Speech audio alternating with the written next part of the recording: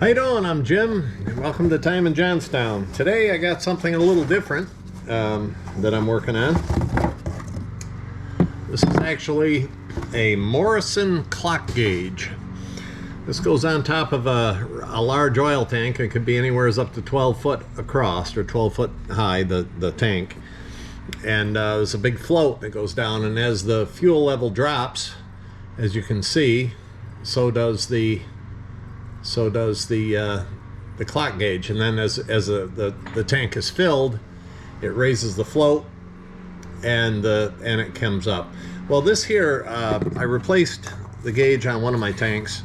This was sticking, so I put a new gauge on, but I've since acquired another tank, and I want to use this on that tank. It's a much smaller than the 10-foot tank, the 120-inch tank that it was on. So I'm going to be pulling this apart, and we'll kind of take a look at it, see if it needs to be, maybe cleaned up inside and, maybe lubricated or whatever. And we're going to check it out. So stay tuned. If you like what you see, please feel free to subscribe, hit the like button, and leave your comments if you care to. All right. Okay, let's get this apart here.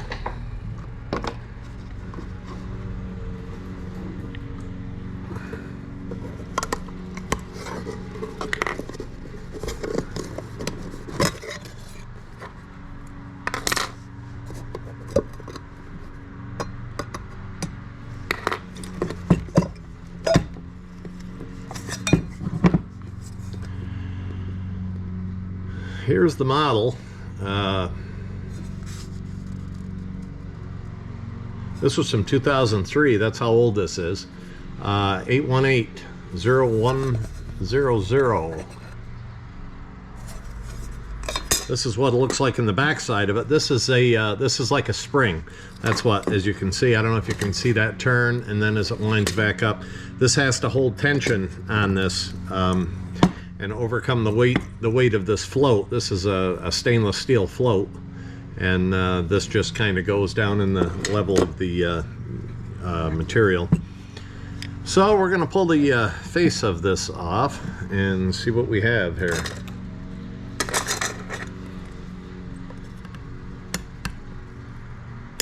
Parts are available for these, so it's not impossible to rebuild one of these if it's bad, but I don't think there's anything wrong with it other than, like I say, it was sticking. So, and this must be held together with, hey, there must be a rubber gasket in there, and it's really on there pretty darn good.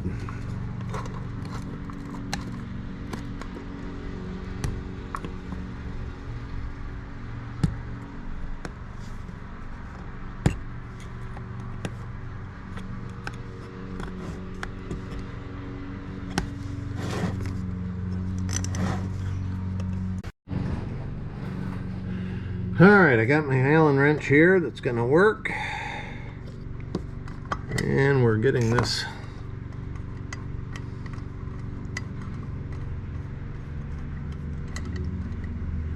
alright. So this hand has a as you can see, it's flat on the edges and curved, so it can only go on a certain way. And this is just a press fed hand. As a matter of fact, it's split right there to provide the tension on the shaft there. So remove these, and I got to get a much smaller Phillips screwdriver.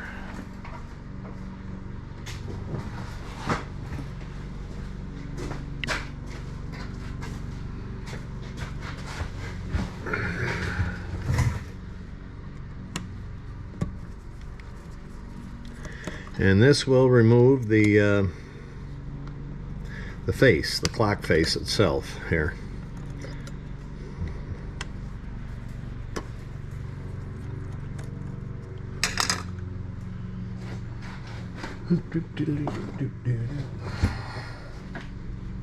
Well, so we don't scratch the finish on it, we'll use a pair of plastic tweezers. These are actually ones that I change batteries in watches with.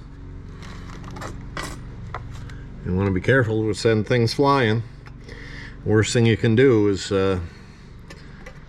send things. Okay, so there is the clock face. This is number 818 gauge, and there really isn't a whole lot to this. As you can see, there's the mechanism. So it doesn't appear as though this is really a very complex thing, but what we are going to do is use some synthetic grease on this stuff, and because that little gear there is in there pretty tight. That goes through for the spring tension to be mounted on. So let's just put this back here. We're going to grease this up because the gears all appear to be in pretty good shape, and I have some special grease to use on these. I may have to put this one under the microscope.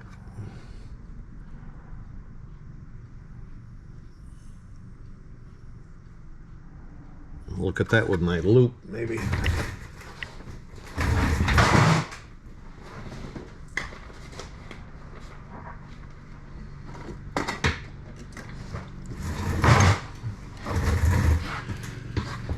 All right, I'll put my eye loupe on my glasses here.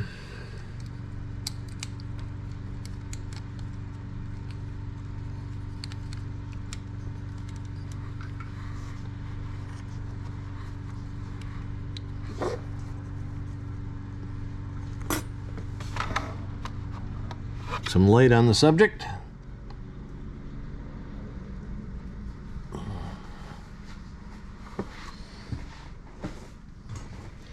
And lower my chair down all the way.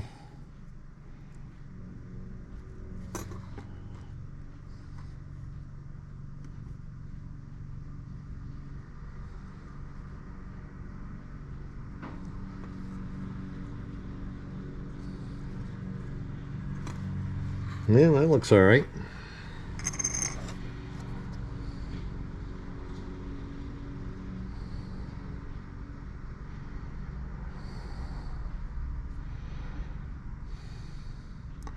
I'm going to clean up some of this brass because it is a little dirty, just from the age of it, I think, and that. But we'll clean it. Got to be careful. I'm not going to put this in the ultrasonic cleaner or anything because I don't know what effect the solvents will have on the nylon gears. And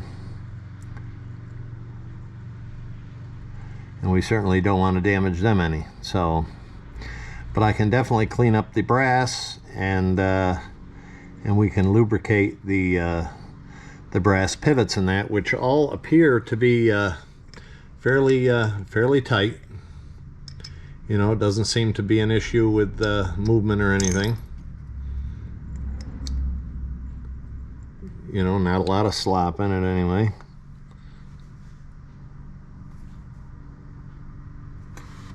But definitely we're going to glue it up. So, any issues with this, I believe, are in the mainspring itself. And we can pull that apart and kind of, you know, we can probably lube that up and then readjust it, tighten it up so that it pulls better.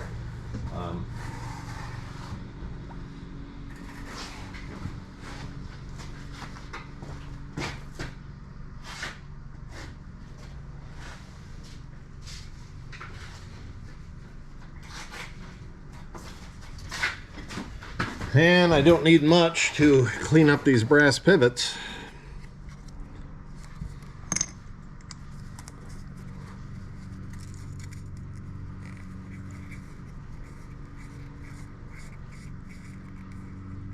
Just some, I think this is 2000 grit. paper. And like I say, parts are available for this. So if for some reason there's something up with the mainspring, we can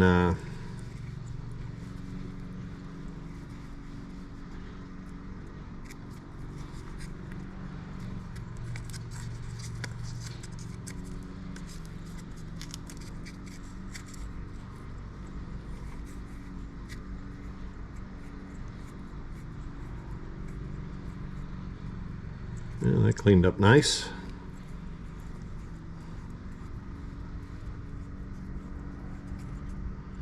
And that cleaned up nice. So the hands go in here. This is where the hour.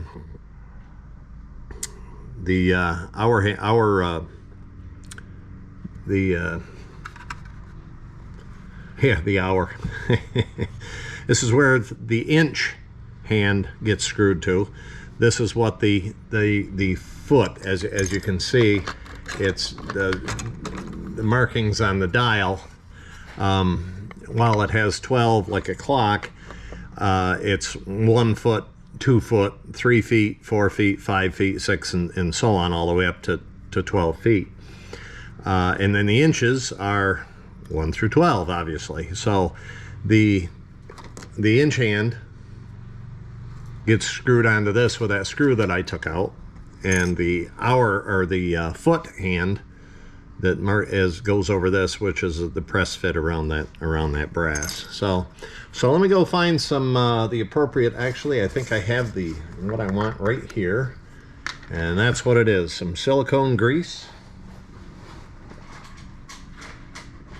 Just happen to have it right here, handy at the bench. So we're going to put a little bit in the holes here. And that's what we're going to be doing we're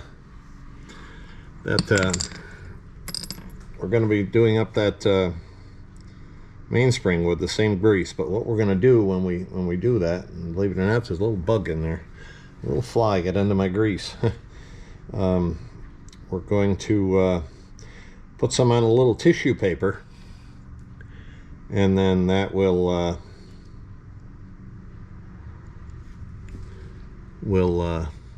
is how we're going to lube that up. All right, so we're going to put a little bit on here.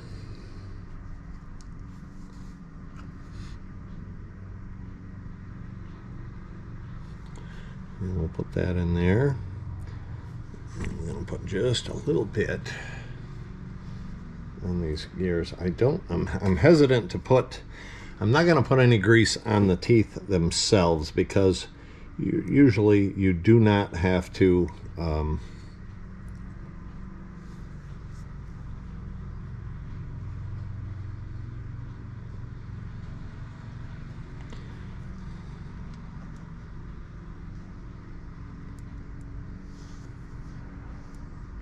okay. So that takes care of that. That was simple enough. All right. So we've got that done. Now we've got to get into the other side. So we'll reassemble this. Get that lined up. Get the screws in place here.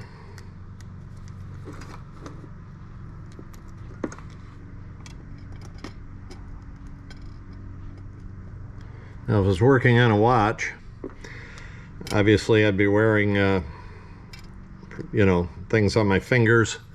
This is kind of an industrial application, so we really don't need to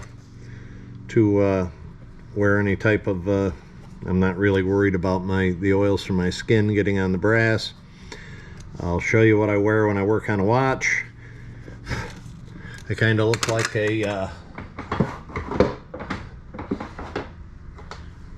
like a miniature condom, and all they do is roll onto your finger like that. They call them finger cots, And so you put one on every finger in your thumb when you're working on a watch to keep it from, to keep the contaminants off the watch, because it doesn't take much to stop a watch.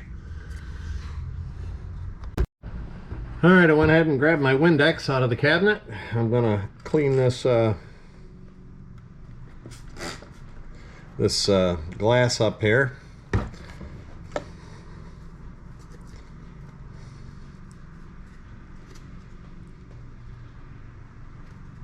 Definitely a film on there of some kind, but it seems to be coming off. I got a little rag here. We'll clean this up and see what it looks like.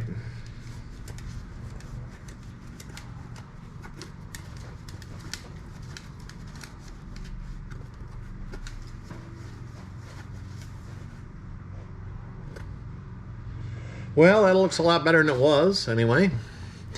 So let's put that in there.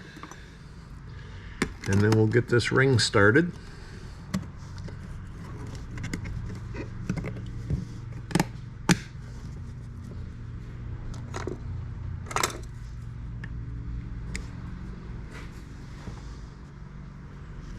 I don't know if that's seated in there very well, but we will. Just gotta find my... All right, I went ahead and grabbed my Windex out of the cabinet. I'm gonna clean this glass up here.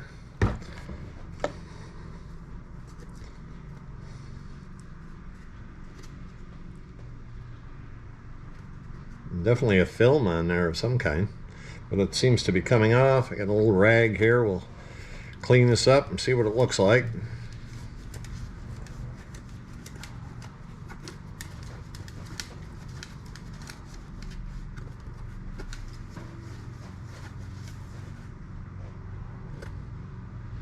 Well, that looks a lot better than it was anyway. So let's put that in there. And then we'll get this ring started.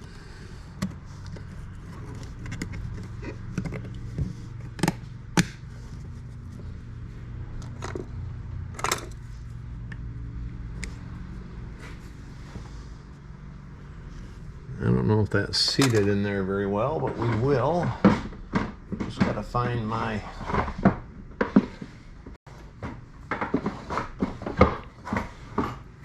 little watchmaker's hammer here.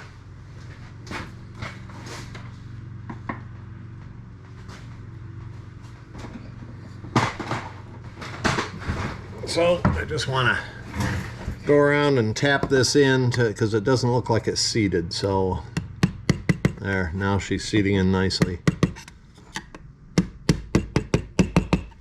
There's a little mark on the ring. We certainly want that to seal good against the against that gasket to seal out the weather. Okay, there's that. Now we come to the hard part. This spring, which is going to be interesting to change. You set the hands with this here. It's double nutted, and there's a screwdriver slot that you set the hands and then tighten the nuts.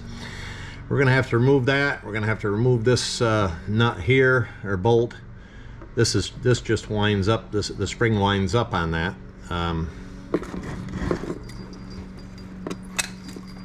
But you know what? I think we can clean that spring just like this by pulling that out, getting my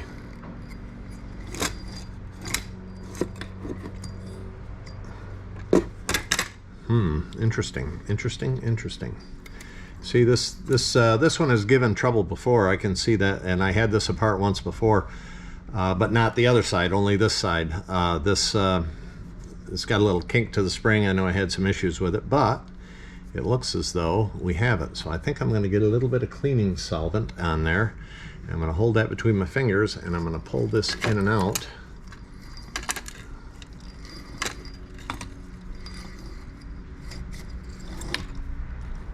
This is a little, very fine cable, and I really don't want to mess up that cable. That cable goes around this this thing here.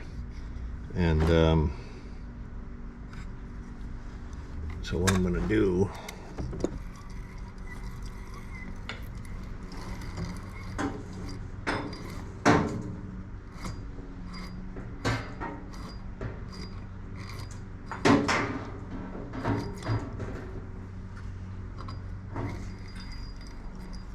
that's not far enough. So I have to figure out a way of pulling this out about 12 feet. So I'm going to extend this over to here.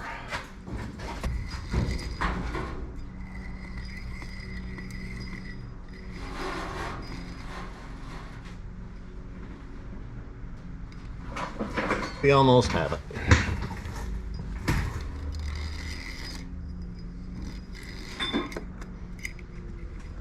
That's got to be quite a ways. So I can do the rest of it by hand and then let that pull in. So what we have to do is get just a wee bit of this special silicone.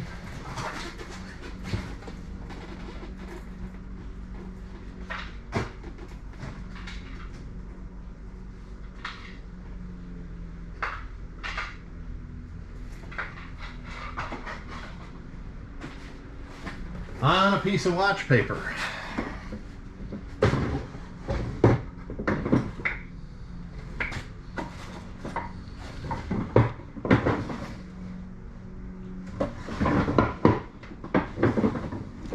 I haven't used a watch paper in quite a long time.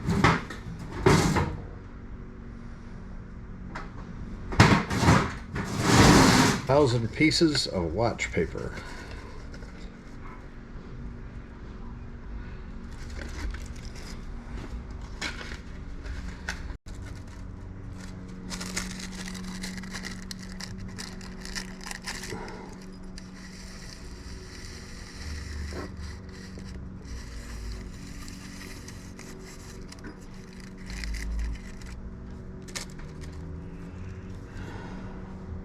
And get a very thin coat on there. Now, how am I going to bring this back?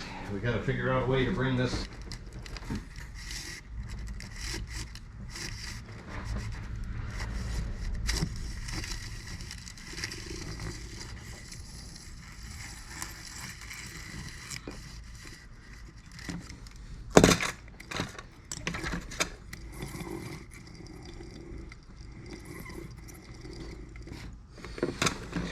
I do want to get a little bit of this silicone down inside of this. This is awful sloppy, but I think it has to be that way, to be honest with you. So let's see if I can get this and put a little lubricant down inside of here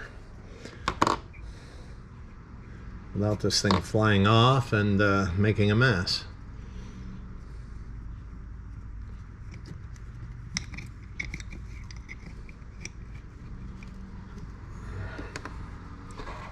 And I'll get my handy dandy little toothpick and I'll put a little bit of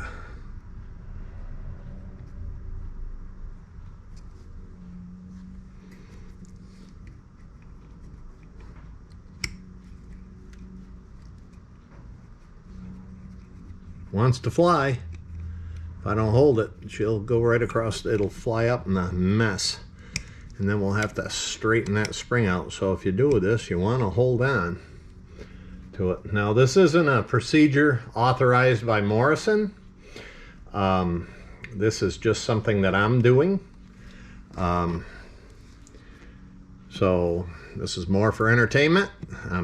This is not an educational video.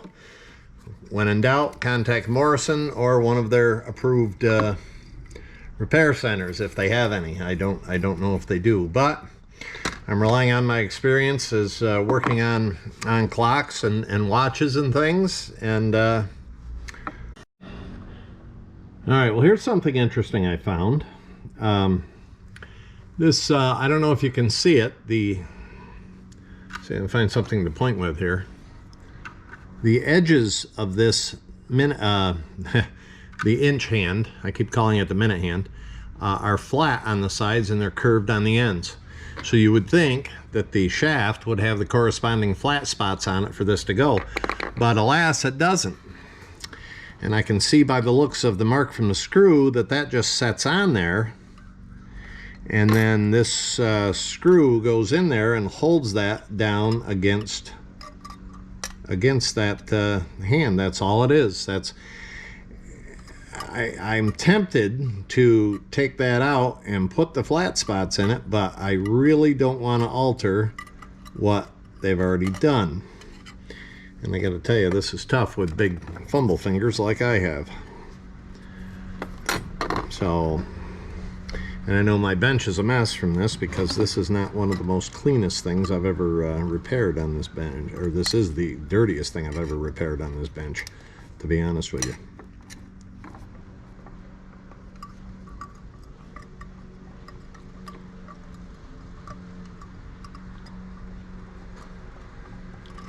So that's kind of interesting, I thought.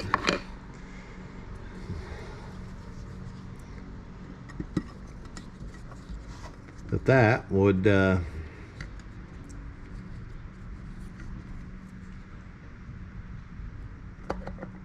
now that's plenty. That's on there solid. So and that will miss the foot hand, no problem. And it will, as that hand goes around, that'll clear. And this, I just want to make sure will clear that, and it does. So here we go. We're going to check it out. Not a problem. There's at least a good 3/16 of an inch, and this clears that little brass thing. It goes all the way around, doesn't interfere with anything. So now we can go ahead and put this this glass, or this plastic lens, back on, which actually has quite a few scratches in it, but I don't know how that happened, but I'm not going to worry about it. And I'm going to put this one up like this, like so.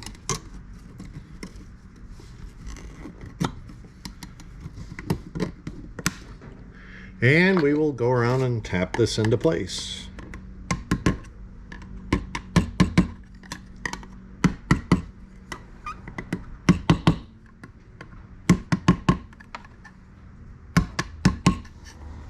Now that grease I used is a waterproof type grease.